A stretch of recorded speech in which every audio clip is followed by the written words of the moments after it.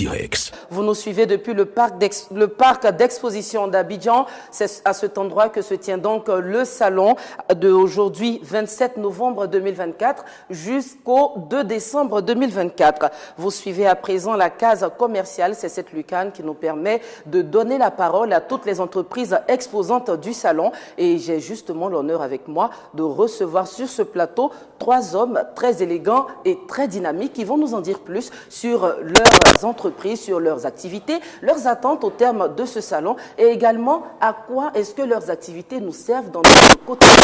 Mais avant de débuter tout cela, une information qui nous parvient à l'instant. Il s'agit donc de la conférence inaugurale de haut niveau qui aura lieu dans quelques minutes à 14h00 au Dôme, donc sous la présidence de M. Mamadou Sangafoua, ministre des Mines et de l'Énergie. Bonjour messieurs. Bonjour. J'espère que vous allez bien. Le salon a bien débuté pour vous. Vas-y. Monsieur Brou. Oui, il a très bien débuté, merci. Monsieur Avit. Très bien.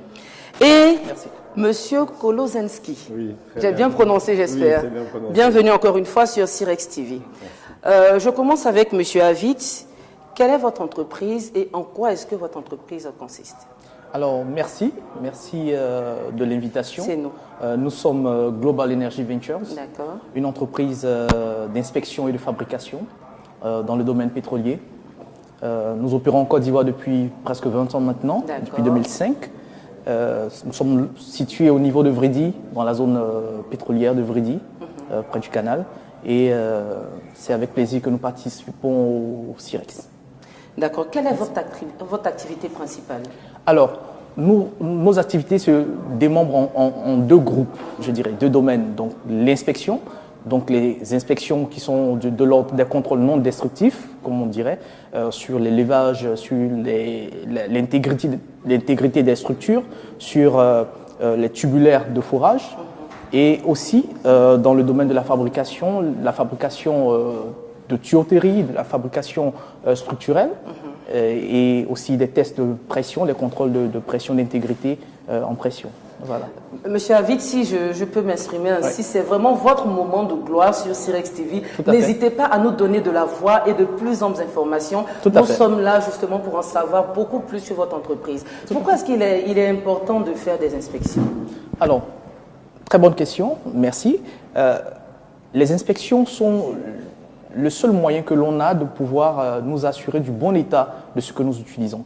Nous ne sommes pas sans savoir que les investissements dans le domaine minier et pétrolier sont très importants et la sécurité est au cœur de tout ce que nous faisons. Il est donc important de nous assurer de l'état des équipements que nous utilisons. C'est pourquoi les inspections constituent un préalable même des différentes opérations. Pour ce qui est de la fabrication, nous sommes dans la droite ligne en fait disons du suivi des inspections, puisque lorsque l'on a contrôlé et qu'on a vu qu'il y a soit des défauts ou de l'usure normale par corrosion, il convient de remplacer. D'accord. Que risque donc une entreprise qui ne procède pas à une inspection avant des opérations? Alors, le premier risque qui se présenterait serait déjà le risque pour la sécurité des personnes. D'accord. Parce que les enjeux, les conditions dans lesquelles ces industries, que ce soit les mines, que ce soit le pétrole, opèrent sont des conditions qui sont des conditions relativement dangereuses pour lesquelles il y a des mesures de protection, mais la sécurité est en jeu. Donc, c'est vraiment le premier risque, c'est déjà des risques à la personne. Ensuite, c'est des risques de perte d'actifs qui sont vraiment très importants. Voilà. Sans compter les risques environnementaux qui peuvent suivre aussi conséquemment en fait, en cas de défaut. Merci Monsieur Avit. Permettez donc rapidement que je puisse faire ce petit rappel avant que nous nous poursuivions. Donc je rappelle que d'ici 14h00, ici même au parc des expositions d'Abidjan, au Dôme, se tiendra la première conférence inaugurale avec la présence effective du ministre des Mines et de l'Énergie, Monsieur Mamadou Sangafoua. Donc toutes les personnes présentes en ce moment au niveau du hall des stands sont priées de rejoindre le Dôme pour cette conférence inaugurale. Monsieur Timothée Brou, bonjour. Bonjour. Vous nous venez de la part de Siemens Énergie. Exactement. On a connu Siemens dans la téléphonie. Oui. Comment est-ce qu'on migre de la téléphonie à l'énergie? Alors, merci bien pour l'invitation. faut savoir que l'énergie, déjà, c'était le cœur de métier de Siemens. Après, on a commencé à se développer dans la téléphonie, mais il y a une vingtaine, trentaine d'années, cette branche a été revendue. Aujourd'hui, on est vraiment focus sur le cœur de notre métier, donc la production d'énergie. D'accord.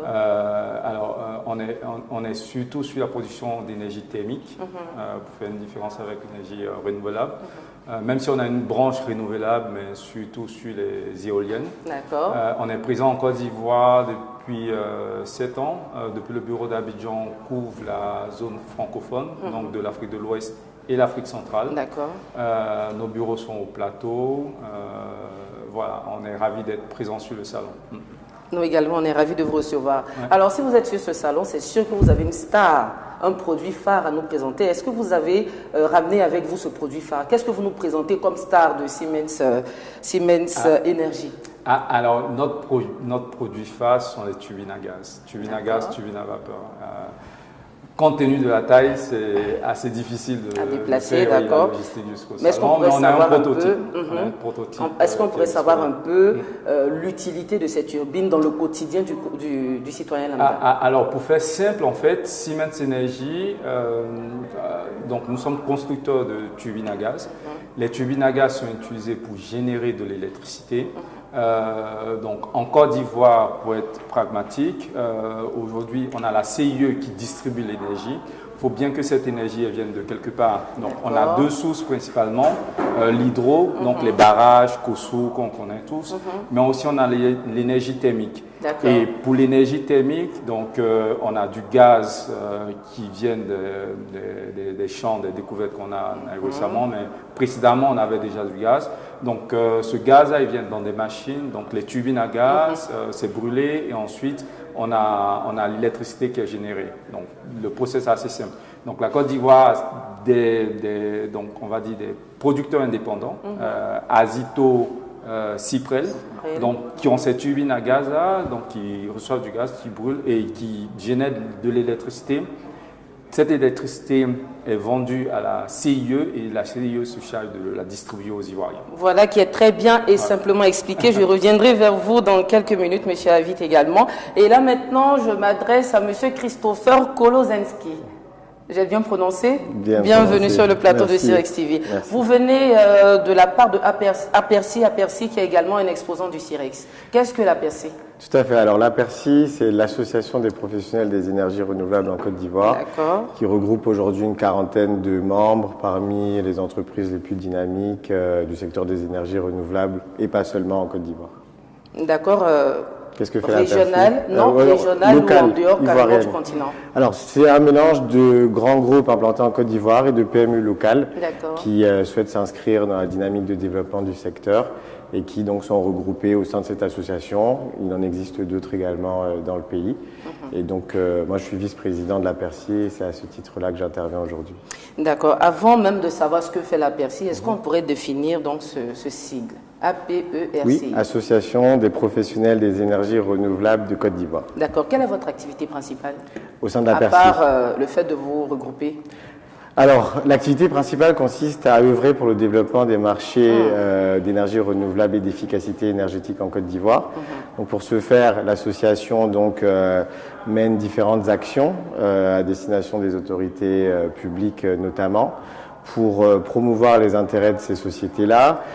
Donc concrètement, il s'agit donc de faire des plaidoyers auprès des pouvoirs publics pour agir sur le cadre réglementaire, sur les conditions d'accès au marché, aux appels d'offres.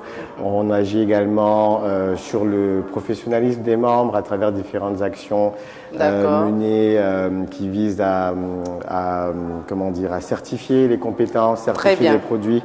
Donc voilà, la liste est longue. Très bien, donc nous allons poursuivre tout à l'heure, mais je tiens encore à rappeler que toutes les personnes présentes donc au stand qui n'ont pas grande activité ici sont priées de rejoindre le Dôme pour cette première conférence inaugurale qui se tiendra sous la présidence effective du ministre des Mines et de l'Énergie, M. Mamadou Sangafoua. La conférence démarre à 14h00 dans exactement 2 minutes. Donc, ce que j'ai envie de demander, de poser comme question à M. Avid, par exemple, c'est quels sont les challenges que vous rencontrez dans l'exercice de votre fonction, de vos métiers, dans l'expansion de votre entreprise? Alors, le premier challenge, c'est déjà, je dirais, la compréhension de ce qu'on fait et la nécessité de ce qu'on fait. Notre domaine, nos clients, la plupart de nos clients se retrouvent dans le domaine pétrolier, mais il est à signaler que ce que nous faisons n'est pas que pour le domaine pétrolier. C'est aussi applicable dans le domaine des mines, dans l'industrie, pour M. Brou, sur les turbines. Oui, parce que les turbines, ça tourne, il faut contrôler s'il n'y a pas de crack, des cracks qui apparaissent, l'intégrité des turbines. Une turbine, c'est plusieurs centaines de millions. Voilà. Donc, je voudrais dire, c'est ça la difficulté première. La deuxième chose qui se présente quelquefois, c'est, disons, le côté formation. Mais pour cela, nous avons établi au sein de Global Energy Ventures, GEV, une académie. Parce que typiquement, ce que nous faisons n'est pas forcément enseigné à l'école. Donc, il faut former les jeunes diplômés à notre métier, à ce que nous faisons, pour qu'ils soient pleinement opérationnels. Donc, nous avons mis en place une académie pour pouvoir aider en fait à cette mise à niveau des jeunes diplômés. Voilà. Merci, M. Avid. Merci. Et nous allons marquer une courte pause juste après cette annonce qui invite donc toutes les personnes présentes ici même au Parc des Expositions d'Abidjan, dans le hall des stands, à rejoindre le Dôme pour la conférence inaugurale qui se tient maintenant à 14 h sous la présidence effective de M. Mamadou Sangafoua Coulibaly, ministre des Mines et de l'Énergie.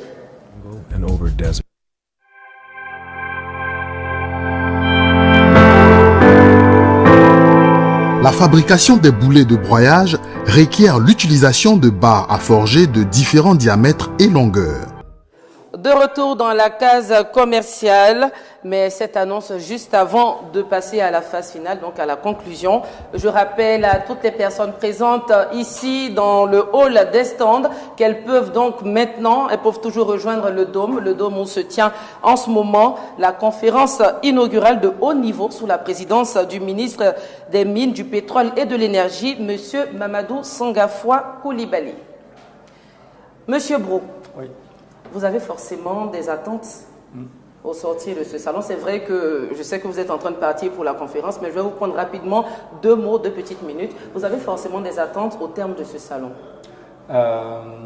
Oui, bien sûr, comme toutes les entreprises. Aujourd'hui, en fait, ce qu'on voit dans la région, et vraiment rapidement, en 2 minutes, en Côte d'Ivoire, oui, c'est qu'il y a un vrai besoin d'énergie. Donc on discute avec différents partenaires. Peut-être le point bloquant aujourd'hui, c'est surtout le financement des projets. Donc oui, nos attentes, on souhaite qu'il y ait beaucoup plus d'institutions financières qui puissent investir dans le domaine énergétique. On est présent au salon, notre stand est offert. Si tout le monde veut avoir des informations sur nos technologies, on est présent pour accompagner. Merci, M. Brou. Vous êtes toujours le bienvenu sur Sirex TV. Merci. Monsieur Kolozinski, oui. C'est sûr que vous allez chercher à ratisser la hache, à ramener encore d'autres entreprises dans votre association, mais en dehors de ça, est-ce que vous avez d'autres attentes au niveau de la Persil après ce salon, bien sûr? Oui, tout à fait. Je dirais que c'est le lieu idéal pour rencontrer tous les acteurs du secteur, aussi bien les acteurs du privé, mais également les institutionnels.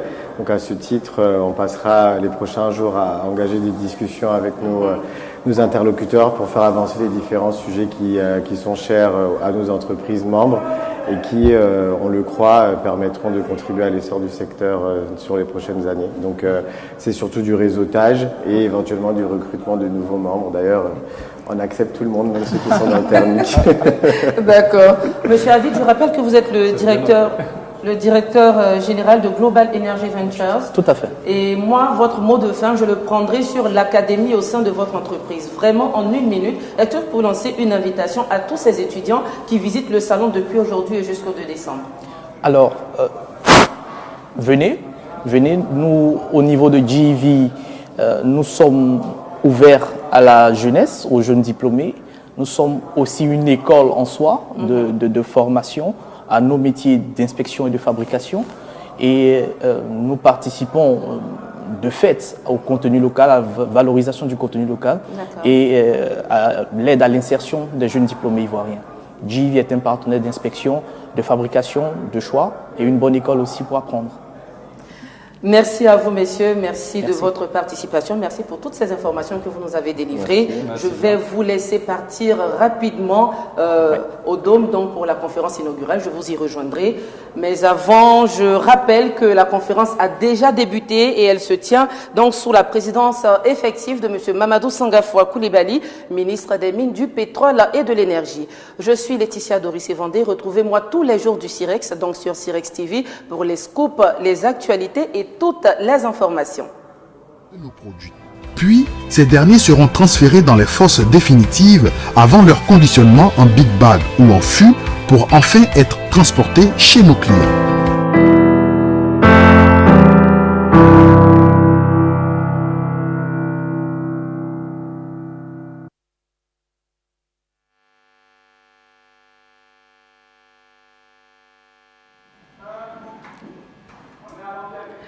De retour sur le plateau de Cirex TV, je rappelle donc la télévision éphémère qui a été mise sur pied pour le Salon international des ressources extractives et énergétiques. Vous suivez maintenant la case commerciale, cette lucarne qui donne donc la parole aux entreprises exposantes afin de nous parler de leurs activités, afin de nous parler de leur actualité, de leur innovation et pourquoi pas de leur challenge et de ce qu'elles attendent donc à la fin de ce salon. Mais avant d'en arriver là, je vous rappelle que depuis 14 heures, une conférence inaugurale de haut niveau présidée par le ministre des Mines, du Pétrole et de l'Énergie, M. Mamadou Sangafoua Coulibaly, se tient à la salle principale du parc des expositions. Une conférence inaugurale qui réunit donc les délégués, les officiels et les exposants. Et nous y reviendrons dans quelques minutes. J'ai le plaisir et l'honneur de recevoir sur ce plateau 3 nouveaux invités. Je suis donc en présence de M. Fleurival Rodriguez, qui est le directeur général de 2IPM Africa. Je reviendrai donc à votre activité principale tout à l'heure. Je suis également avec Mme Agathe Donafologo, qui est la directrice générale de NHV Hélicoptère Côte d'Ivoire. Étrange tout ça. Et je suis aussi avec Mme Péniel Durand de SAFIC Côte d'Ivoire. Elle est la directrice régionale. Bonjour, messieurs, dames. Bonjour. Bonjour. Honneur aux femmes. Madame Donafologo, Oui. NHV Hélicoptère Côte d'Ivoire. Très étrange. Quelle est votre activité principale? Alors, il n'y a rien d'étrange, je vous rassure tout de suite. Il s'agit simplement de transporter les ingénieurs pétroliers sur les plateformes pétrolières en mer.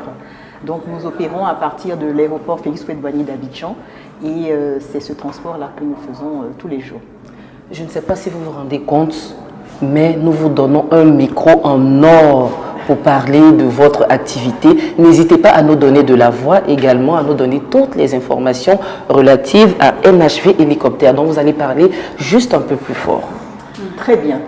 Alors, il s'agit donc de faire le transport des ingénieurs pétroliers sur les plateformes pétrolières. Donc, nous opérons en mer. Donc, nous opérons à partir de l'aéroport Félix Houphouët-Boigny d'Abidjan et c'est de là que se font ces transferts tous les jours. Voilà, c'est aussi simple que ça. D'accord, en attendant que la technique vous remette votre micro, je vais m'adresser maintenant à Mme Péniel Durand. Votre entreprise est de base sud-africaine. Et qu'est-ce que vous y faites? Alors, c'est une société sud-africaine. Nous sommes nos propres fabricants en Afrique du Sud. D'accord. On fournit... Vous parlez encore un peu plus fort. Un petit ici. Relaxez-vous. C'est une plage qui est la vôtre. Vous vous exprimez, mais vraiment... Ça intéresse, pourquoi pas? Non, c'est exactement ça. Enfin, je disais tantôt que nous sommes sud-africaines. D'accord. On est en Côte d'Ivoire depuis une année. Nous sommes nos propres fabricants. On a une large gamme de produits de maintenance pour les gros engins industriels, justement. Notamment, on parle des mines, pétrole et gaz, foragers, construction et voilà. On ne fait pas la maintenance, mais on fournit des produits justement pour dégraisser, mieux tenir. D'accord. Et pendant que vous faites de la maintenance industrielle. Monsieur Florival Rodriguez, quant à lui, de 2IPM Africa, fait du conseil en maintenance industrielle et tertiaire.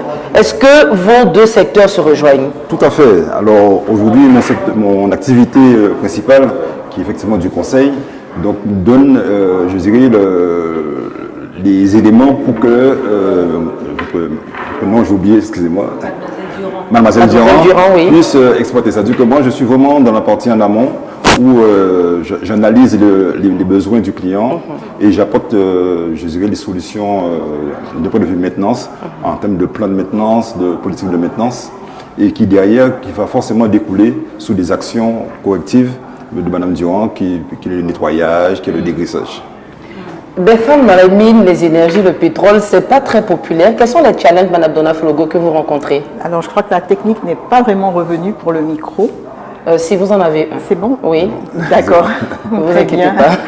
Alors, vous pouvez reprendre la question, s'il vous plaît. Quels sont les challenges en tant que femme dans les mines, dans les ressources extractives? Quels sont les challenges que vous rencontrez au quotidien dans, je vais être plus précise, dans le transport des ingénieurs en mer? Alors, mais le challenge, il est réel. Est-ce que vous arrivez à vous imposer? Alors, je suis la seule femme sur la plateforme aéroportuaire d'Abidjan qui dirige une compagnie aérienne. D'accord. Voilà, donc c'est déjà ça. Effectivement, c'est un milieu très masculin parce qu'on interagit avec des pilotes, des ingénieurs, mécaniciens pour mettre la machine en fait en route. Ouais. Donc c'est très masculin et effectivement, voilà, on a des fois ces petites différences-là. On sait qu'on n'est peut-être pas les bienvenus parce que d'origine, on ne voit pas beaucoup de femmes, mais on a su quand même s'imposer et puis donc je suis là. Bravo. Madame Durand, et vous, quelles sont les difficultés que vous arrivez à rencontrer parfois? Non, je pense que je rejoins Madame Donna Flogo. Voilà, je la rejoins parce qu'il n'y a rien à dire, c'est tout ce qu'elle a dit, je rejoins. Voilà. D'accord. Vous venez d'Afrique du Sud, je rappelle, votre entreprise est sud-africaine de source. Est-ce que vous êtes venu à ce salon avec une innovation, un produit phare? Ouais, c'est les dégraissants parce que justement les dégraissants. Ouais, les dégraissants, les engins en ont besoin. Que les engins qui sont notamment sur les mines, ça part avec beaucoup de graisse et ensuite il faut dégraisser, il faut maintenir, il faut nettoyer. Donc ouais, c'est l'un de nos produits forts en tout cas, les dégraissants. Et il est biodégradable, il est fait à base d'eau, c'est un produit chimique mais il est bio et fait à base d'eau, voilà. Est-ce que vous êtes satisfait vraiment à mi-chemin de cette première journée des visites au niveau de votre stand? Oh, oui, jusque-là, oui. En moyenne, vous avez reçu combien de personnes qui ont été curieux de découvrir ce que vous faites? J'ai pas eu le temps de compter, mais un bon nombre quand même, oui. D'accord. Monsieur Florival Rodriguez, je ne vous ai pas lésé. J'ai deux femmes. Non, mais il n'y a aucun problème. Non, bien au contraire. Je reviens à vous. Donc, vous, concrètement, quand vous approchez une entreprise, vous êtes donc, je rappelle, conseiller en maintenance industrielle et tertiaire. Qu'est-ce que vous apportez de plus à cette entreprise lorsque vous l'approchez? Alors, quand je l'apprends, c'est vraiment aujourd'hui, on est tous sur le même niveau d'optimisation des coûts. Donc, c'est cette partie, la première partie, c'est optimiser les coûts de maintenance qui ne sont pas négligeables. Ensuite, c'est une partie aussi organisation. Donc, comment réorganiser le service maintenance pour qu'il soit beaucoup plus, proactif, pour qu'il soit beaucoup plus efficace. Et après, il y a toute cette partie, parce que moi, j'ai la particularité d'être certifié l'INSEE Sigma, donc Black Belt.